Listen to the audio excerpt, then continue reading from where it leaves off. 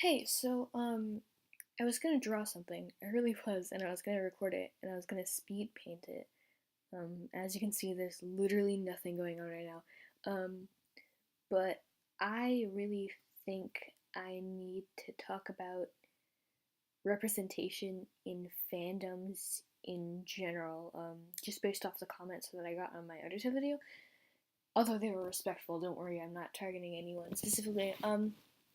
But I really think that I need to address um, representation of non-binary characters and characters on the LGBTQA plus spectrum because it seems like erasure is a big thing right now, just judging from the reactions I got. Um, Frisk is a non-binary character. They have only ever been referred to as they/them pronouns, and I can definitely understand why people call them a boy or a girl, but it's really, really, really important to have a non-binary character in the media.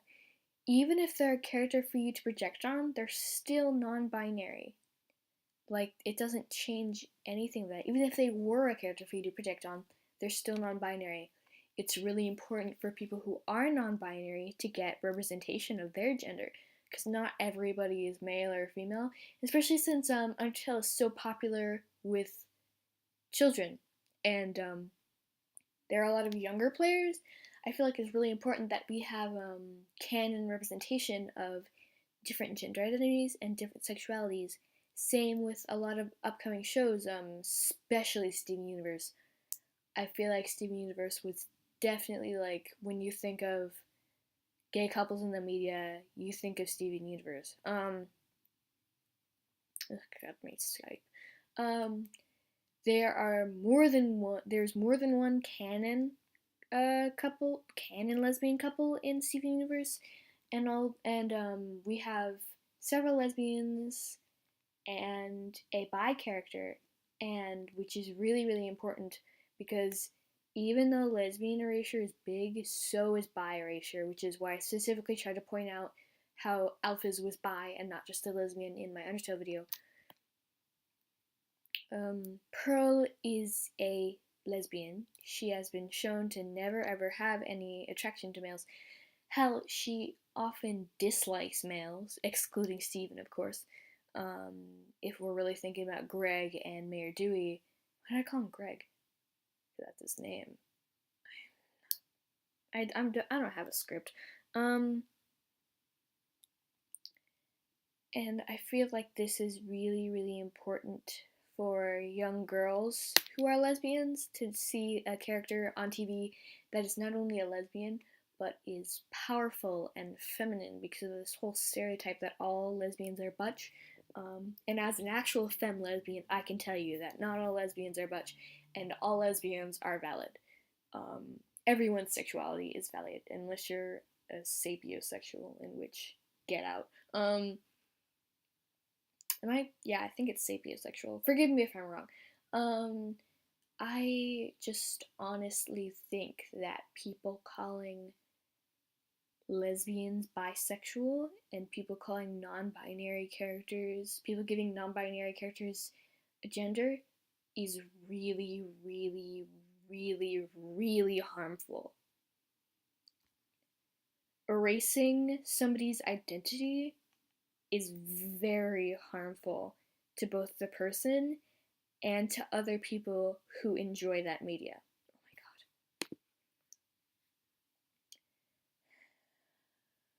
god. This topic just makes me very upset in general. Um, I'm sure most people in the Steven Universe fandom know about the Zammy incident, unless you're very new to the fandom. In case you don't know, there was a young fan artist, I think she's like 20, named Zamia070, and she was in both the Homestuck and Steven Universe fandoms, which are both very popular fandoms. I'm in both, and I think now she's in the Undertale fandom too. I don't know. I don't really care about her. Her art was very, very powerful, popular, because of her kind of diversity in terms of fandoms, but she had a big problem with drawing fat characters thin, black with whitewashing, racist stereotypes, drawing underage characters in inappropriate situations. She supported Griddles, who is well-known pedophile. Um, and he draws child porn. I just don't even want to talk about Griddles. Overall, Zami just definitely wasn't the greatest person, and she wasn't a great influence for the fandom.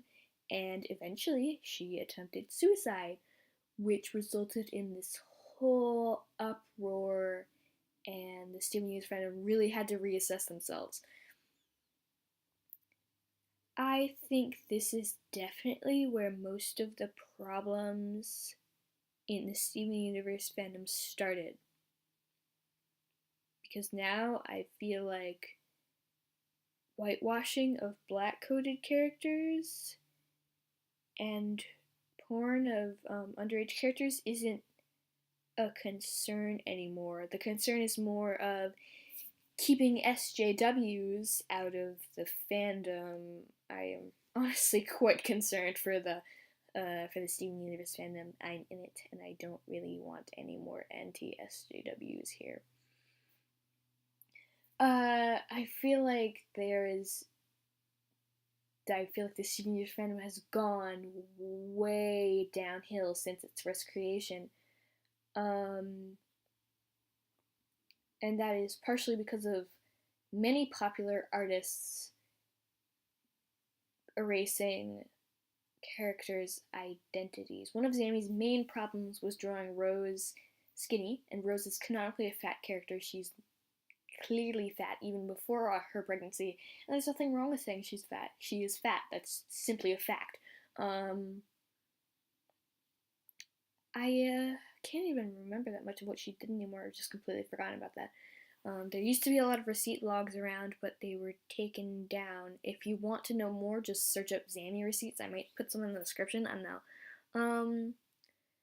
But especially in the Undertale fandom, big artists severely influence the fandom. And that influence isn't always good. I've seen so many people call Frisk a boy or a girl or use he, him, or she, her for them. It's just so many times, it's just ridiculous. And I feel like people see that and they're like, oh, so Frisk is a boy slash girl. Alright. And they completely misinterpret the situation. And then we have even more people spreading even more misinformation because the fandom as a whole doesn't really attempt to clean its act up. Because the Steven Universe fandom has not changed one bit for the better. And Zami is still alive, I know she is. It has not. It's not better at all. It's just gotten worse.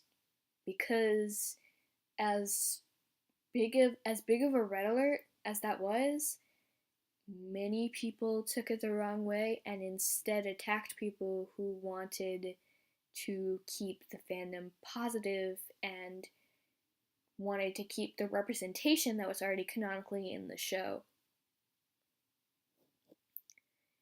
And some rabid Zami fans they didn't help. It's not helping things. It's really, really not.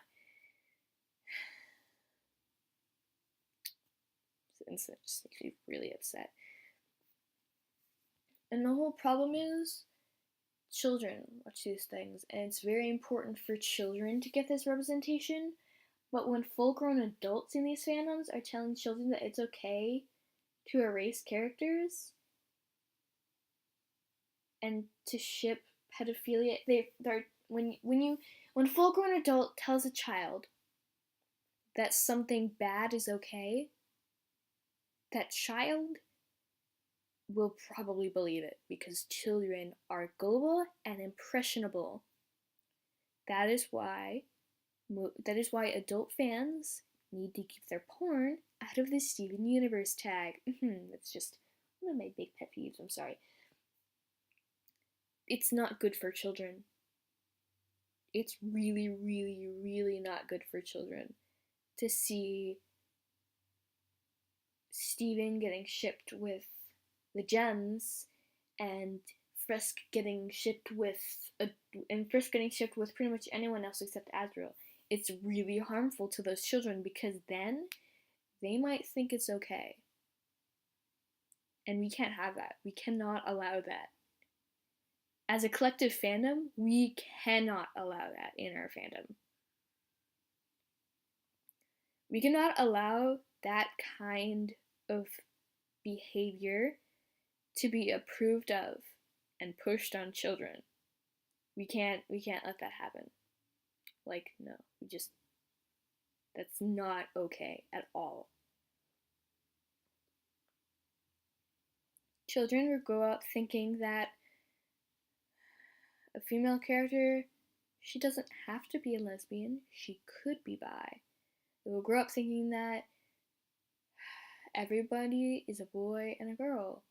This already happens a shitload, but when these representations in the media help try to teach kids the opposite of the offensive things that they've been taught their life, and you erase that representation, it's not helping. It's just making things worse.